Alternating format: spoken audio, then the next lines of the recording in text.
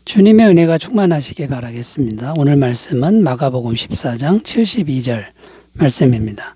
달기 곧 두 번째 울더라. 이에 베드로가 예수께서 자기에게 하신 말씀 곧 달기 두 번 울기 전에 내가 세 번 나를 부인하리라 하심이 기억되어 그 일을 생각하고 울었더라. 아멘. 오늘 말씀의 내용은 예수님을 부인한 베드로가 예수님의 말씀이 생각나서 우는 내용입니다. 예수님이 무엇이라고 말씀했냐면 달기 두 번 울기 전에 내가 세 번 나를 부인하리라 이렇게 말씀하셨습니다. 그리고 예수님이 말씀하신 그대로 현실이 되어졌다라는 것입니다. 자, 베드로의 울음은 어떤 것입니까? 아주 고통스러운 울음이었습니다. 마태복음에 보면 밖에 나가서 심히 통곡하며 울었다고 기록하고 있습니다. 마태복음 26장 75절 이에 베드로가 예수의 말씀에 닭 울기 전에 내가 세 번 나를 부인하리라 하심이 생각나서 밖에 나가서 심히 통곡하니라. 자, 그러나 이 울음은 저주받은 울음은 아니라는 겁니다. 결코 아니라는 것입니다. 이 울음은 진정으로 복된 울음이라는 것인데요. 왜 그러냐면 주님의 말씀이 생각나서 우는 울음이었기 때문이다라는 겁니다. 주님의 말씀이 생각나서 우는 울음은 통곡하는 울음일지라도 진정으로 복된 울음이라는 것인데 오늘은 왜 말씀이 생각나는 이것이 정말 복된 일인가 이런 주제로 설정하고 말씀의 은혜를 나누겠습니다. 첫 번째는요. 말씀이 생각나면 자신의 영적인 현실을 깨닫게 되기 때문에 말씀이 생각나는 것이 진정 복된 일이다라는 겁니다. 오늘 말씀에 보면 말씀이 생각나서 울었다고 기록하는데 예수님의 말씀이 생각났다는 것은 어떤 의미가 됩니까? 자신의 영적인 현실이 얼마나 비참한지를 제대로 깨닫게 되었다는 것을 의미합니다. 첫째는 자기가 지금 무슨 죄를 짓고 있는지를 깨닫게 되었다는 것인데요. 정신없이 예수님을 부인하던 베드로가 닭 울음소리를 듣고는 자기가 지금 엄청난 죄를 짓고 말았다는 깨달음을 얻게 되었다는 것입니다.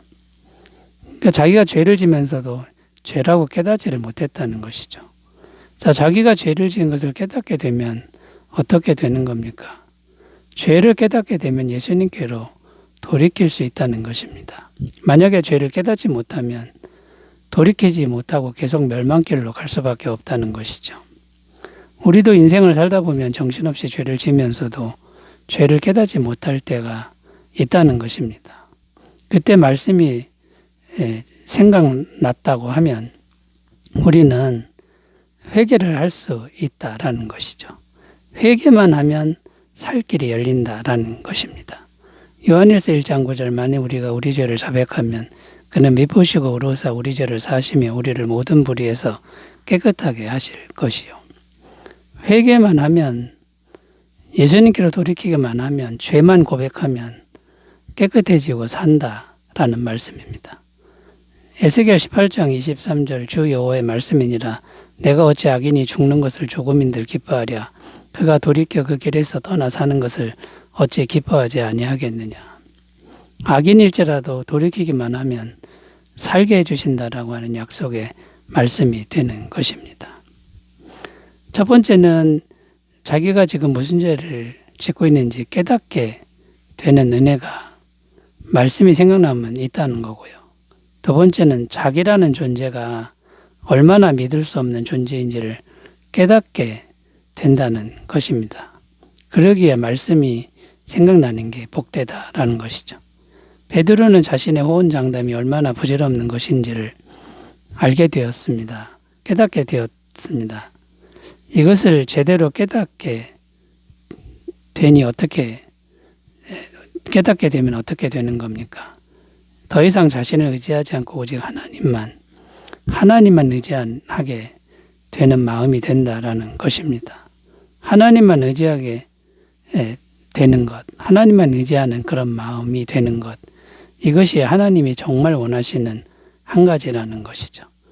우리가 하나님만 의지하면 우리 인생의 모든 문제는 해결이 된다라는 겁니다. 잠언 28장 26절 자기의 마음을 믿는 자는 미련한 자요 지혜롭게 행하는 자는 구원을 얻을 자니라. 여기 자기의 마음을 믿으면 미련하다 이렇게 말하고 지혜롭게 행한다. 이 말은 자기의 마음을 믿지 않고 하나님을 믿는 게 지혜로운 것이죠. 그러면 구원을 얻는다. 이런 말씀이 되고요. 로마서 10장 11절입니다. 성경에 이르되 누구든지 그를 믿는 자는 부끄러움을 당하지 아니하리라 하시니.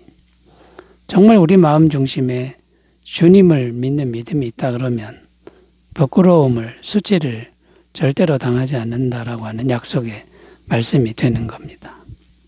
자, 여러분, 말씀이 생각나는 게 가장 복된 것 중에 복된 것인데 자신의 영적인 현실을 제대로 깨닫게 되기 때문에 가장 복되다. 여러분 항상 말씀이 생각나시는 은혜가 있으시기 바라겠습니다. 두 번째로 가보겠습니다. 말씀이 생각나는 게 왜 복된 일인가? 두 번째는 말씀이 생각나는 것은 말씀이신 주님이 함께 하시는 증거가 되기 때문이다 라는 겁니다. 말씀이신 주님이 함께 하시고 있다는 증거가 되기 때문에 복되다라는 것입니다. 요한복음 1장 1절 태초에 말씀이 계시니라. 이 말씀이 하나님과 함께 계셨으니 이 말씀은 곧 하나님이시니라. 이 말씀에 보면 말씀이 곧 하나님이다 이렇게 기록되어 있습니다. 그러니까 말씀이 생각나는 것은 곧 어떤 것입니까? 하나님이 생각나는 것과 같은데 이것은 곧 하나님이 함께 하시는 것과 같다라는 겁니다. 지금 베드로는 어떤 상태입니까? 육체적으로는 주님과 떨어져 있지만 예수님의 말씀이 생각났다는 것은 말씀이신 주님이 베드로와 함께하고 있다라는 것입니다. 말씀이 함께하는 것은 또 어떤 것입니까?